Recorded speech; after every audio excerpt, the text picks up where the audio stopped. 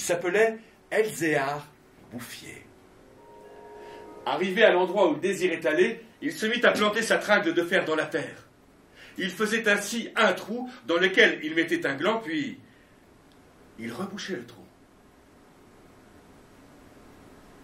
Il plantait des chênes. Je lui demandai si la terre lui appartenait. Il me répondit que non. Savait-il à qui elle était? Il ne savait pas, il supposait que c'était une terre communale, ou peut-être était-elle la propriété de gens qui ne s'en souciaient pas.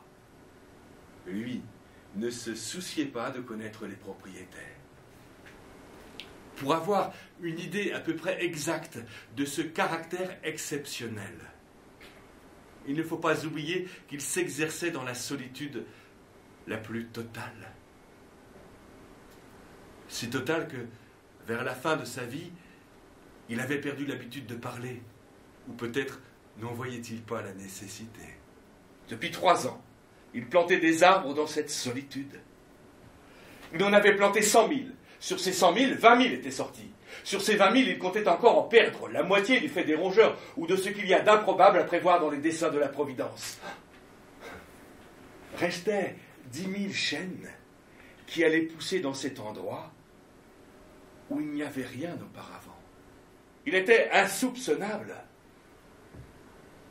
Qui aurait pu imaginer, dans les villages, les administrations, une telle obstination dans la générosité la plus magnifique?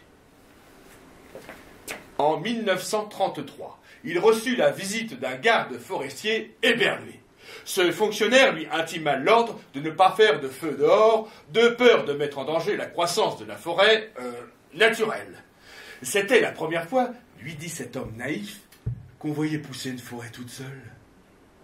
Quand on se souvenait que tout était sorti des mains et de l'âme de cet homme, sans moyens techniques, on comprenait que les hommes pourraient être aussi efficaces que Dieu dans d'autres domaines que la destruction.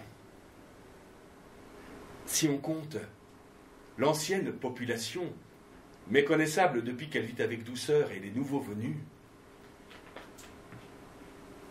plus de 10 000 personnes doivent leur bonheur à Elzéar Bouffier.